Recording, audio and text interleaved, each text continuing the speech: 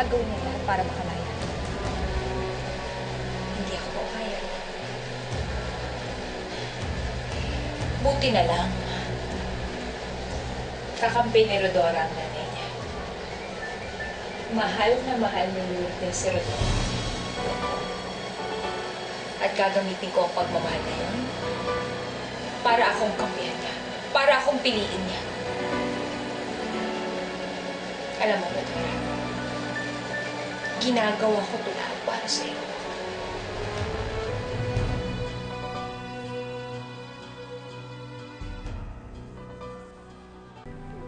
Nagkausap po kami tungkol kay ate noon.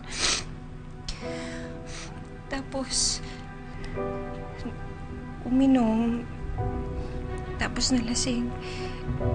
Tapos, Diyos ko. Ma, I'm sorry. Sorry po. Diyos ko, Dora. Sorry po, Mami. Sorry po.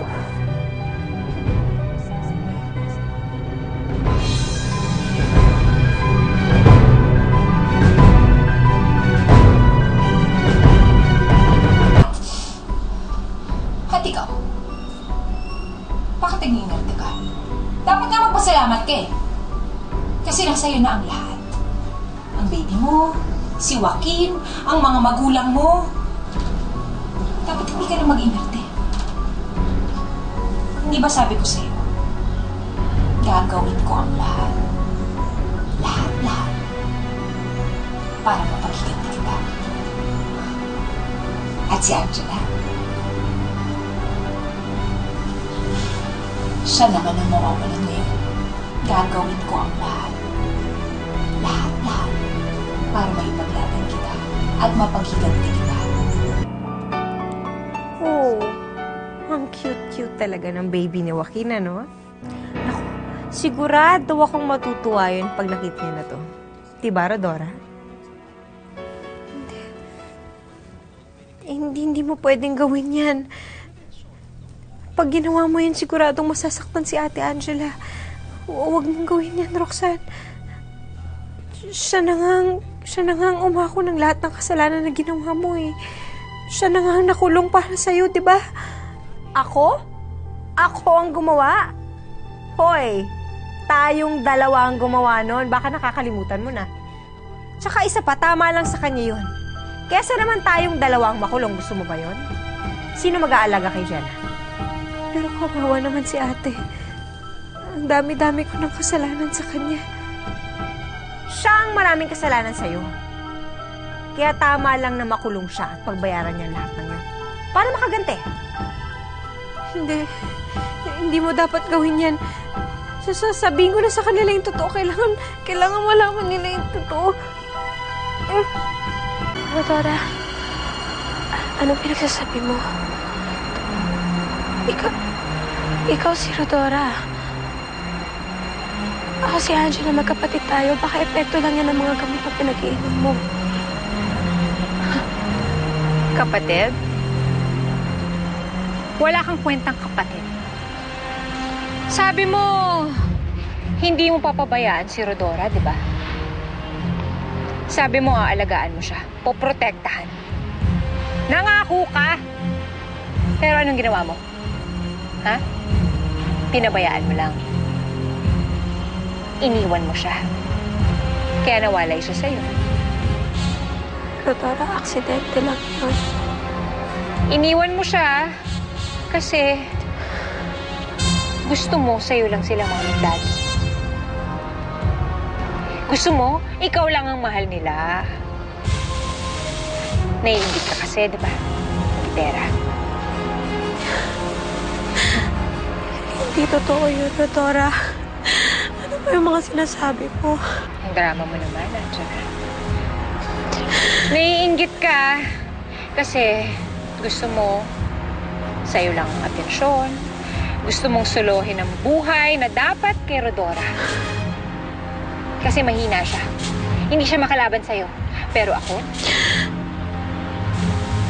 hindi kita uulungan. Lalabanan kita. Babawiin ko lahat ng dapat ay kay Rodora.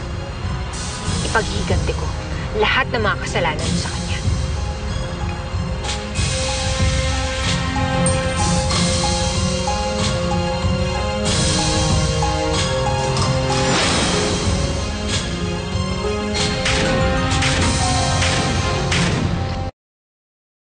Ikaw si Roxanne. Sino ka ba? I am Dr. Ferdinand Salazar. You can call me Doc Ferds. Kaibigan ako ni Dr. Vivian. I'm here to help you. Hinihingi ko lang na pagkatiwalaan mo ko.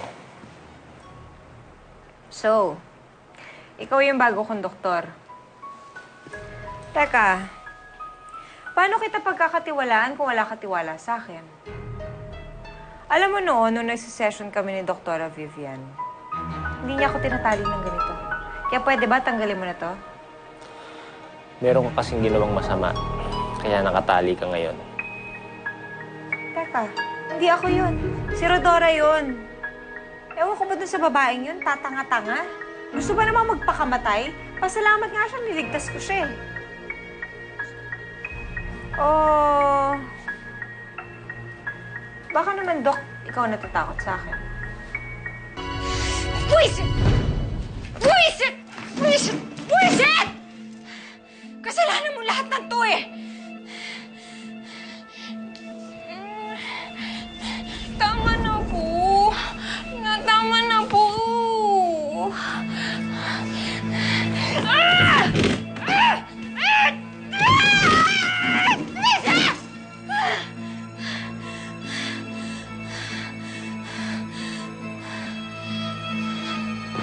Roxanne.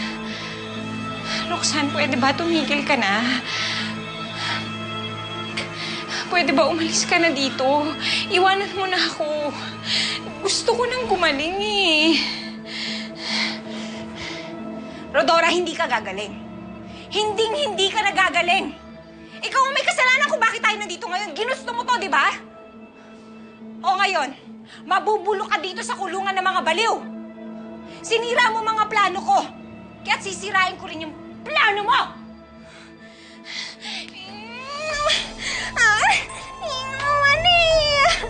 Tama na po! Tumigil na kayong mag-away! Tama na! Tama na yan! Ang ingay nyo naman eh! Walang hiya ka. Dora. Walang hiya ka talaga. Bakit mo kinuha ako? Pati yung anak ko, idadamay mo pa? Ha? Galit ka talaga sa akin, oh. Gusto mong gumante? Gusto mo ako sirain? Ha? Hindi ko naman talaga intention na matangay si Jenny. Kinuha kami ni Nico.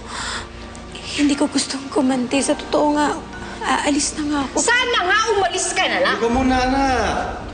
Makinig ka muna sa kapatid mo. Wala naman siya kasalanan sa pagkawala ni Jenny. Kasalanan pa rin niya yan. Siya lang naman yung gusto ni Nico, pati anak ko dinamay mo pa. Hoy, babae. Wala ka talaga ibang ginawa sa akin kundi guluhin ang buhay ko, sirain ang buhay ko eh. Alam mo, buti pa umalis ka na lang dito. Kasi mas masaya kami kapag wala ka. Umalis ka na. Anak. Alis! Rodora. Wisit.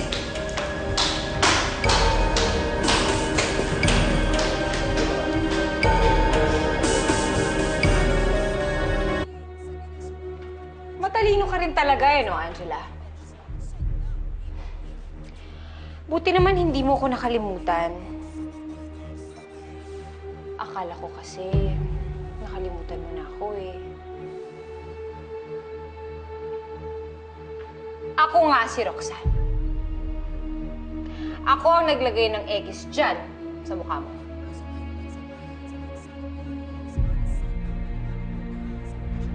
Tama nga yung hinala namin. Kailangan kong tawagan si Daddy.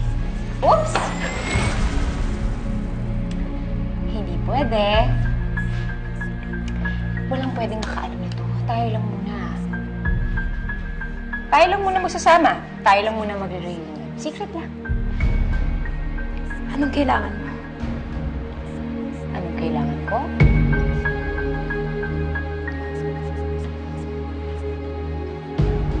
Kailangan ko ng katahimikan.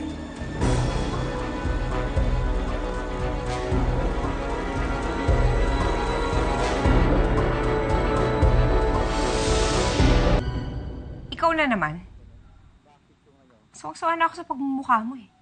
Wala ka naman na itulong sa buhay ko. Kumusta ka na, Roxanne? Hindi okay si Rodora. Simula nung dumating ang Angela na yan dito sa bahay na to, nagulo na naman ang buhay niya. Puwisit kasi yan eh. Walang ibang ginawa yung Angela na yan kundi manggulang. Kailangan ni Rodora ang tulong ko ngayon.